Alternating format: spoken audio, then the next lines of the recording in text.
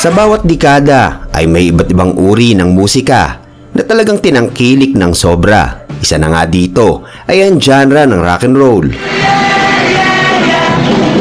Pero bago pa man natin sambahin ang mga rock and roll legends kagaya ng The Beatles, may nauna ng personalidad noong dekada 50 na labis na kinabaliwan at kinagiliwan sa buong mundo.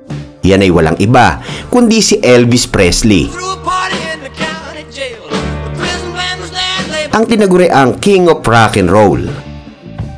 Ang kanyang kagandahang lalaki, ang kanyang hairstyle, pormahan, at estilo sa pagkanta ay ang naging daan niya upang mangibabaw sa lahat. One of the most significant cultural icons of the 20th century, ika nga. Pero paano kaya nakamit ng dating truck driver at anak mahirap na si Elvis Presley ang pambihirang katanyagan na ito?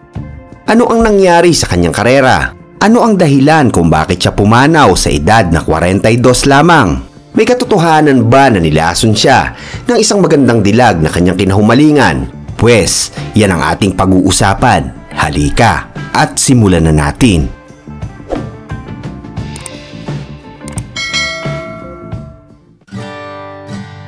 Noong January 8, 1935, ay sinilang sa Tupelo, Mississippi sa United States ang kambal na sina Elvis Aaron Presley at Jesse Garon Presley. Ngunit sa kasamaang palad ay 35 minuto lamang nabuhay itong si Jesse Garon dahil sa mga komplikasyon. Pero sa kabilang banda naman, ang survivor na si Elvis Presley ay malusog at malakas. Tila pinagpala sa talento at lumaki na may malaking kumpiyansa sa sarili. Ang pamilya ni Elvis ay hikaw sa buhay. Walang formal na trabaho ang kanyang ama, kaya madalas na umaasa lamang sila sa tulong ng mga kapitbahay at ayuda mula sa gobyerno. Ganun pa man ay lumaking close si Elvis sa kanyang mga magulang, lalo na sa kanyang ina. Sila ay palaging nagsisimba sa Assembly of God Church at dito na unang expose sa musika ang batang si Elvis Presley. Pagdating nung taong 1945, habang nag-aaral sa East Tupelo Considerate, ay kinumbinsi si Elvis ng kanyang teacher na sumali sa isang singing contest. Doon ikinanta ni Elvis ang country song na pinamgatang Old Ship habang siya ay nakasuot ng damit na pang-cowboy. Ito ang kauna-unang public performance ni Elvis Presley sa kanyang buong buhay at doon ay napanalunan niya ang pang-5 pwesto. Sa mga sumunod na taon ay natanggap na ni Elvis ang kanyang kauna-unahang gitara sa araw ng kanyang birthday. Sa tulong ng kanyang tiyuhin at pastor ang kanilang simbahan, sa kalaunay natuto si Elvis na tumugtog ng ilang mga basic chords sa gitara. Mula noon ay araw-araw nang dinadala ni Elvis ang kanyang acoustic guitar sa eskwelahan. Siya ay madalas na tumutugtog tuwing tanghalian o pagkawala ng klase. Pero dito ay nagsimula ng makaranas si Elvis ng mga pambubuli at panunukso mula sa mga estudyante. Madalas siyang tinatawag na Mama's Boy at batang basura na tumutugtog ng mga hillbilly music.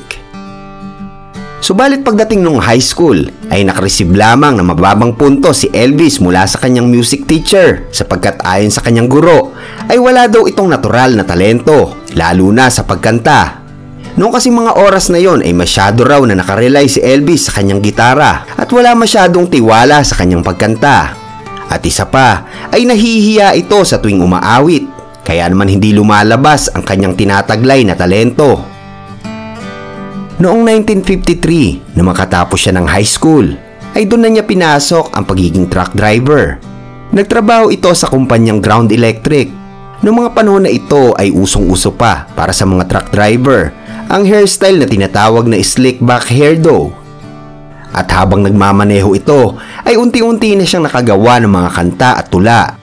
Pero kahit na masaya na siya sa kanyang trabaho, alam nito sa kanyang sarili na kung ano talaga ang propesyon na kanyang gustong gawin. Yan ay ang maging sikat na singer. Pag may pagkakataon ay tumatambay nga itong si Elvis sa ilang mga recording studio sa Memphis sa pag-asang baka ma-discover siya. Makalipas ang ilang buwan ay nakausap niya ang kanyang musikerong kaibigan na si Ronnie Smith na miyembro ng isang profesional na banda na pinamumunuan ng veteranong musikero na si Eddie Bond. Nakwento ni Ronnie Smith na naghahanap daw si Eddie ng magiging singer para sa kanilang grupo. Agad namang nag-audition si Elvis na ginanap sa club na tinatawag na Hi-Hat. Kumanta siya sa harap mismo ni Eddie Bond na may halong kaba at nerbiyos. Pero dahil dito ay nadismaya sa kanya si Eddie Bond. Kaya pagkatapos ng performance ay kaagad siyang sinabihan nitong si Eddie na mas mabuting ipagpatuloy na lamang niya ang pagiging truck driver sapagkat wala siyang pag-asa na maging isang singer. Pero nakatanggap man ng panginsulto, hindi ito naging hadlang upang tumigil si Elvis sa kanyang mga pangarap. Sa katunayan nga, pagkatapos ng pangyayaring iyon ay mas lalo pa siyang nagsumikap na pagbutihan ang kanyang pagkanta. Sa edad na 19, nagbayad nga itong si Elvis ng $4 para lang makapag-record. Dito ay inawit niya ang kantang May Happiness at That's When Your Heartache Begin na regalo sana niya sa darating na kaarawan ng kanyang ina. Makalipas ang ilang araw ay nakaabot sa owner ng studio na si Sam Phillips ang recording ni Elvis. Doon ay namangha si Phillips sa suwabe at soulful na boses ni Elvis sapagkat matagal na kasi siyang naghahanap ng isang white American singer na may tunog negro para sa kanyang record label na Sun Records. Dahil ayon sa recording company na ito, ay nakatutok lamang sila sa mga black music. At sa tingin ni Sam Phillips, ay si Elvis na nga ang matagal na niyang hinahanap. Kaya inibitahan nila ito sa kanyang recording studio at pinakanta ng ilang mga demo songs. Sa tulong ng dalawang musician na si Scotty Moore at ang bass player na si Bill Black, ay nakagawa nga si Elvis ng kanyang sariling rendition ng R&B song na pinamagatang That's Alright. Binigyan niya ito ng mala country at western flavor na kaagad namang nagustuhan ni Sam Phillips. At pagkalipas lamang ng 3 araw, pinatugtog ito sa popular Memphis DJ na si Joey Phillips sa kanyang radio show na pinamagatang Red Hot and Blue. Nakatanggap ang nasabing estasyon ng maraming tawag sa telepono at halos lahat ng mga ito ay nagtatanong kung sinong tao ang nasa likod ng naturang kanta. Agad na nagpa-unlock ng interview si Elvis sa programa ni Joey Phillips sa radyo. Maraming tagapakinig ang nag-akala na isa siyang black singer, ngunit nang sabihin niya na siya ay galing sa Elsie Holmes High School, doon na nila napagtanto na isang white etong si Elvis Presley, na sa kalaunan ay inilabas ni Sam Phillips ang rendition ni Elvis ng kantang That's Alright sa kanyang sariling record label. At ang nakakasurpresa dito, nanguna kaagad ito sa mga local charts na naging daan naman para si Elvis Presley para mas makakuha ng malaking oportunidad. Nang makita ng dating nang mamaliit sa kanya na si Eddie Bond na unti-unti nang sumisikat itong si Elvis, kaagad niya itong inalok upang maging bokalista. Ngunit sa pagkakataon na iyon ay tinanggihan na siya ng ating bida. Sa mga sumunod na taon ay hindi na mapigilan ang unti-unting paglago ng pangalan ni Elvis Presley. Kaya naman nagkaroon ng interes sa kanya ang pinakamalaki at pinakasikat na record label na RCA Records. Binili nga nito sa halagang $40,000 ang kanyang kontrata sa Sun Records. Pagkatapos noon ay inilabas na ni Elvis ang kanyang kauna-unahang kanta sa ilalim ng RCA na pinamagatang Heartbreak Hotel. Ang kantang ito ay nag-number 1 kaagad sa buong US. At siyang naging dahilan upang maging national sensation si Elvis. Nasundan pa nga ito ng mga hits kagaya ng Hound Dog at Don't Be Cruel. Pagdating ng December 1956 ay naimbitahan si Elvis upang magtanghal sa variety show na pinamagatang The Ed Sullivan Show. Dito ay hindi magkamayaw ang mga teenagers, lalo na ang mga babae, dahil nga sa napakalakas na datingan ni Elvis. Noong mga oras na yon ay maraming mga magulang naman ang nababahala sa kakaibang style ni Elvis sa pagpe-perform dahil masyado raw sexual ang mga galaw at ekspresyon nito. Kaya naman ang kanyang pangatlong appearance kalahati na lang ng katawan ni Elvis ang kinuna ng kamera. Mula 1956 hanggang 1958 ay nanguna si Elvis Presley sa mga music chart at nagkaroon ng mga successful songs na ginamit bilang soundtrack sa 4 na pelikula. Ito ay ang kantang Love Me Tender, Jailhouse Rock, Loving You, at King Creole. Itinaas ni Elvis Presley ang level ng genre ng rock and roll, dahilan upang makilala at maging popular ito ng husto sa buong mundo. Naging daan din siya upang makapasok sa industriya ang napakaraming mga black rock artists. Sapagkat noon pa man ay palagi na talagang pinupuri ni Elvis ang galing ng mga black people, lalo na pagdating sa musika.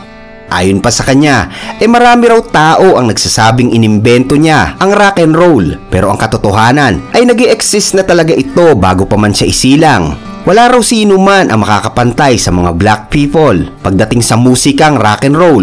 Pero sa kabila ng mga ito ay may mga tao pa ring pilit na nagdidikit kay Elvis ng iba't ibang mga kontrobersya. At sinasabi ng mga ito na ninakaw daw niya ang musika ng black people. Dinipensa naman ni Elvis Presley ang kanyang sarili at sinabing ang mga paratang ay pawang walang katotohanan. Noong 1958 ay napakaraming babaeng teenager ang mga nagsipag-iyakan. Ito ay dahil bahagyang umalis sa music itong si Elvis upang makapaglingkod sa US military. Pero bago umalis ay nag-iwan muna ito ng mga recordings. Nang sa ganon ay may mapakinggan pa rin ang mga kabataan habang siya ay nasa military. Si Elvis ay nag-release ng 5 singles na kaagad namang bumenta ng milyong kopya. Noong 1960s, after ma-discharge sa military, ay kaagad siyang nagbalik. Ngunit sa pagkakataong ito ay bahagyang binago niya ang kanyang musical style. Mula sa mga nakakaindak na kanta ay nagpalit siya papunta sa mga romantic music. At dahil nga rito ay napaibig niya ang napakagandang aktres na si Priscilla Wagner. Sila ay kinasal noong 1967 at nagkaroon ng isang anak na babae na si Lisa Marie Presley. Bukod sa pagkanta ay nagbukas si Elvis ng filming industry. Bahagyang itinigil niya ang paggawa ng mga concert noong 1960s upang mag-focus sa kanyang mga musical films. Siya ay nakagawa ng 27 films during 60s, kagaya ng GI Blues, Blue Hawaii at marami pang iba. Sa pagtatapos ng dekada 60, dito na nga nagkaroon ng unti-unting pagbabago sa musikang rock. Nagsilabasan ang mga makabagong musical style at mga musikero na siyang mabilis na tinangkilik ng mga kabataan. Ang pagbabagong ito ay tila hindi naging maganda para kay Elvis sapagkat labis na humina ang popularity ng kanyang mga bagong release na kanta. Sa 8 singles na kanyang inilabas sa pagitan ng 1967 hanggang 1968, tanging 2 lamang ang nakapasok sa top 40. Ang huling top 10 entry song ni Elvis ay ang kantang Burning Love ng 1972 at hindi na nga ito nasundan pa. Ganun pa man ay patuloy pa rin siyang kumanta sa pamamagitan ng kanyang mga TV appearance at mga isinasagawang concert. Noong January 8, 1973 ay pinagdiwang niya ang kanyang 38th birthday. Kasabay nga nito ay ang tuluyang pakikipag-divorce niya sa kanyang asawa na si Priscilla. Dahil taong 1971 pa pala nagkaroon ng lamat ang kanilang relasyon. Dahil nga nagkakaroon ng mga affair si Elvis sa iba't ibang mga babae. At sa kalaunan, dahil na rin sa sama ng loob, ay gumanti naman sa kanya ang asawang si Priscilla sa pamamagitan ng pakikipagrelasyon nito sa karate instructor na si Mike Stone. At pagkatapos ng hiwalayan ay kaagad namang nagkaroon ng bagong girlfriend itong si Elvis Presley kay Linda Thompson na isang songwriter at dating Memphis Beauty Queen. Sila ay nagsama mula 1972. Ngunit sa kabila nga nito ay tila hindi pa rin siya nakaka-recover sa masamang nangyari sa kanyang dating asawa. Naapektuhan nito ng husto ang kanyang imahe. Kaya sa mga sumunod na taon ay dito na nakitaan ng problema si Elvis sa kanyang mental at pisikal na kalusugan. Sa kaparehong taon din noong 1973 ay 2 beses nang na-overdose tong si Elvis Presley sa paggamit ng barbiturates, isang uri ng gamot na nakakatulong na mapahaba ang pagtulog ng isang tao. Pero dahil doon ay nakoma si Elvis ng 3 araw. Lubha rin siyang na-addict sa paggamit ng morphine na nakakatulong sa kanya para mawala ang sakit ng kanyang katawan. Bukod pa dyan ay lubha rin siyang nahilig sa pagkain ng junk foods. Kaya naman naging dahilan ito ng paglobo ng kanyang katawan. Si Elvis ay nagpatuloy sa kanyang mga bisyo. Pagdating ng taong 1976 ay tuluyan ang iniwan ni Linda Thompson itong si Elvis dahil nga sa lumalalang addiction nito. Nagkaroon siya ng relasyon kay Mandy Miller bago niya makilala ang huling babae na nakarelasyon niya hanggang sa kanyang huling hininga noong 1977. Ito ay ang aktres at model na si Ginger Alden. Noong August 16, 1977, ay natagpuan ni Ginger Alden na wala ng malay itong si Elvis sa kanyang mansyon sa Graceland. Nadala pa siya sa ospital, ngunit sa kalaunan ay dineklara itong wala ng buhay. Ayon sa mga doktor, ay nagkaroon ng heart attack itong si Elvis dahil na nga rin sa labis niyang paggamit ng droga. Sa araw ng libing ni Elvis ay dumagsa ang napakaraming tagahanga, lalo na nga yung mga nagagandahang babae, pero tila hindi kayang pigilan ang kanilang emosyon. Kaya naman humarang pa ang mga ito sa daan. Naging mahigpit talaga ang seguridad noong mga oras na yon. Si Elvis ay inilibing na di kalayuan sa kanyang Graceland mansion. Ang libingan niya na ito ay patuloy pa ring dinadalaw ng mga tao magpasa hanggang ngayon. At isa nga ito sa mga naging main attraction sa Graceland. Ang buhay ni Elvis ay isang halimbawa na ang salapi at kasikatan ay walang kwenta kapag ang kalusugan at buhay mo na ang nagkaproblema. Walang silbi ang isang katutak na tagahanga kung ikaw mismo sa sarili mo ay matagal nang nagsasawa. Kaya rest in peace sa King of Rock and Roll na si Elvis Presley. Maraming salamat po mga idol sa inyong pakikinig.